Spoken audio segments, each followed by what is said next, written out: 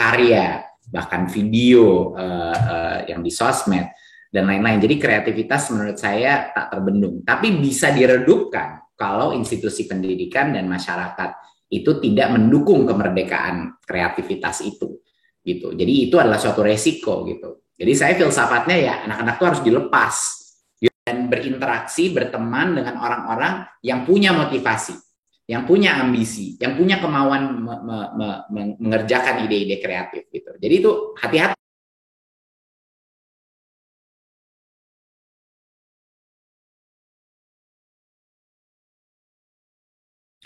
Uh, yang keempat, menurut saya yang sangat penting itu adalah untuk mengasah kemampuan berkolaborasi, ya, kemampuan berkolaborasi, teamwork, ya, gimana caranya belajar, karena tidak ada satupun hal di dunia ini yang akan pernah kita capai sendiri. Orang selalu nanya saya kenapa di dunia bisnis, di dunia tech, saya bisa sukses atau menjadikan sesuatu yang sangat besar. Saya selalu bilang, nomor satu, saya beruntung, jadi banyak keberuntungannya. Tapi kedua, yang di luar daripada keberuntungan, menurut saya adalah tim dan kemampuan untuk menjalin tim yang hebat. Jadi rekomendasi saya buat mahasiswa dan buat anak-anak muda adalah dapatkan pengalaman sebanyak mungkin bekerja kelompok untuk menghasilkan suatu kerja nyata, ya.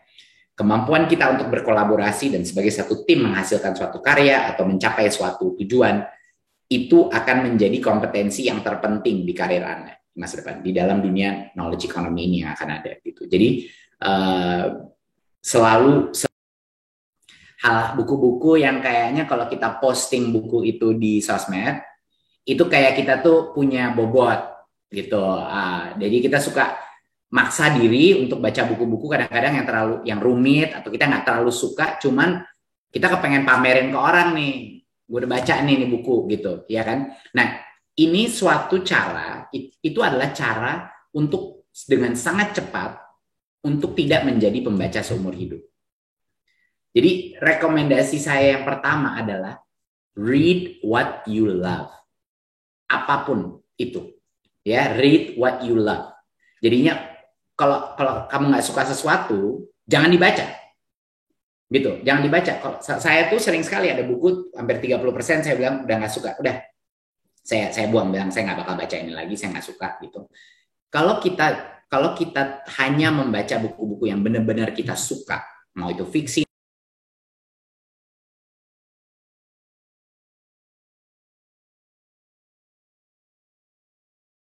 lumayan brutal dan jujur, gitu loh. Jadi saya itu nggak pernah saya manis-manisin kalau saya ngasih tahu orang suatu, karena dia minta pendapat dong mengenai ide saya, gitu-gitu.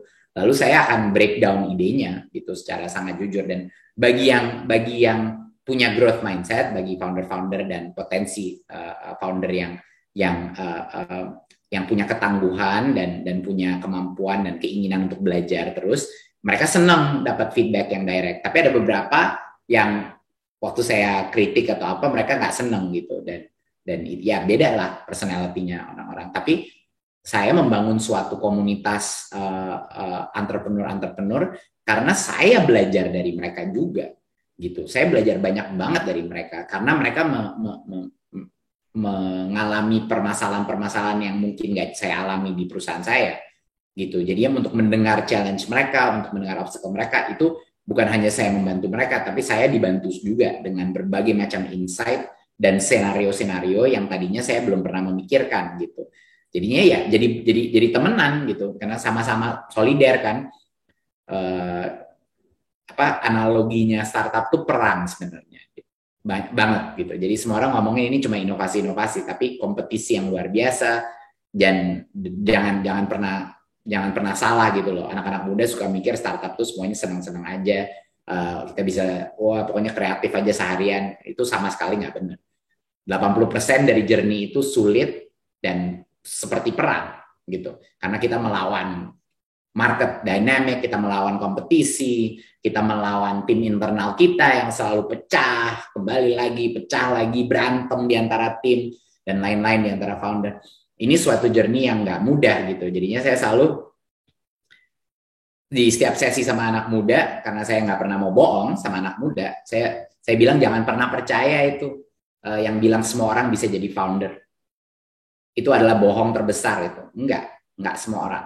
Ada personality orang yang cocok untuk menjadi founder, ada yang cocok bukan menjadi founder. Bisa aja dia di dunia startup, tapi dia bukan jadi foundernya gitu loh. Dia jadi misalnya technical specialist atau dia menjadi pemimpin di satu bidang tertentu, tapi bukan founder. Jadinya siapapun motivator yang suka bilang itu bahwa semua orang bisa menjadi founder, itu bohong, udah jelas. Karena perlu sedikit kepribadian yang agak gila menurut saya, agak bisa menghandle stress level yang sangat tinggi dan juga tidak membiarkan itu menjadikan dirinya emosional.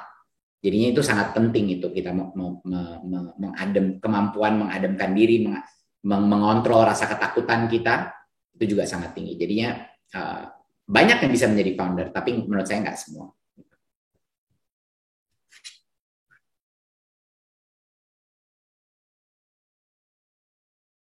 Wow, Mas Nadiem tadi saya juga nangkep penting banget untuk kita mendalami materi. Jadi pertama kita nonton YouTube, habis itu kita itu sebagai introduction gitu kan. Setelah itu kita juga baca buku untuk mendalami gitu, Mas. Boleh tahu nggak Mas Nadiem sekarang apakah Mas Nadiem masih sempat baca buku? Sesering apa sih Mas baca buku sekarang? Dan buku apa yang Mas Nadiem suka baca dan mungkin bisa rekomendasi ke teman-teman? Iya, saya cukup disiplin baca buku. Karena baca buku itu buat saya kayak olahraga gitu lah. Jadi harus disiplin gitu kita terus. Jadi saya malam-malam itu selalu sebelum tidur itu ya baca buku gitu loh. Ya sebenarnya semua orang bisa melakukan itu. Jadi saya minimal itu gitu loh. Jadinya how to make money ini bukan suatu rahasia gitu. Adalah ujung-ujungnya kita harus stay di satu bidang cukup lama untuk maju di dalam bidang itu. Sama kayak bisnis, sama juga profesi, sama yang lain gitu. Kita harus mendalami sehingga kita bisa meningkatkan kita. Kalau kita nggak punya stamina karena kita benci sama apa yang kita lakukan, kita nggak akan bisa mencapai terus naik gitu loh di bidang apapun. Jadi itu rekomendasi saya.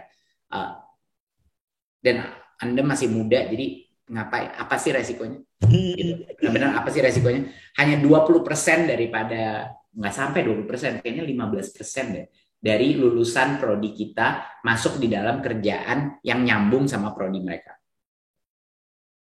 85% dari lulusan kita, kalau nggak salah ya, datanya sekitar segitulah. 85% itu nggak nyambung sama prodinya. Mereka ke bidang-bidang paralel, yang lain, berbeda gitu. Ya, jadi kalau memang sudah seperti itu, guys, do what you love gitu loh. Pick something yang benar-benar Anda akan mengengage dan belajar, walaupun itu bukan karir Anda nanti ujung-ujungnya, tapi paling nggak di masa itu Anda benar-benar belajar gitu loh, dan mendalami dan benar-benar merasakan bidang itu di hati dan di otak. Itu wow, menarik, benar banget kata Mas Nadiem. Ini agak berbeda dengan apa yang sering kita dengar kan. Karena yang sering kita dengar ketika kita merasa galau pikirin jurusan atau aduh saya merasa salah jurusan, pasti ini udahlah selesaikan dulu, nanti kalau mau pindah ya nanti aja. Nah, saya mengambil enaknya di Amerika adalah mereka punya sistem namanya liberal arts, di mana saya punya 2 tahun untuk milih gitu. Jadi 2 tahun pertama saya boleh ngambil apa aja. Baru 2 tahun terakhir saya merucut kepada prodi saya. Jadi prodinya itu cuma masuk 4 semester gitu, full. Jadi saya milih hubungan internasional di akhir tahun kedua. Itu bukan karena saya punya passion kepada hubungan internasional, tapi kayaknya hubungan internasional itu adalah topik yang paling lebar. Sehingga saya bisa ngambil macam-macam, economics, antropologi, dan lain-lain di dalamnya. Jadi nggak usah pas masuk universitas, saya keluar dari universitas saja nggak tahu mau ngapain. Ya, jadi itu bukan suatu hal yang aneh, itu suatu hal yang sangat natural. Karena kita nggak tahu, makanya sekarang dengan kampus Merdeka, saya mengakui itu anak-anak ini kasihan banget, mereka nggak tahu, dan pasti banyak dari mereka yang cukup sengsara sih milih Satu prodi yang mereka, makanya kita buat sekarang 3 semester dari 8 semester itu boleh di luar prodi. Wow. Masa nggak tahu sih? Jadi sekarang semua hak mahasiswa sejak kita mengeluarkan kebijakan kampus merdeka, tentunya universitas harus ngejar nih untuk mencapai ini. Tapi haknya mahasiswa adalah untuk mengambil 3 semester di luar prodi dia. Dan 2 dari 3 semester itu boleh di luar kampus. Jadi dia mau ngajar di SD di pulau Wih. di Sulawesi atau di Maluku selama 1 semester itu bisa. Dia mau magang bersertifikat di technology company, dia bisa. Dia mau melakukan riset sama dosennya,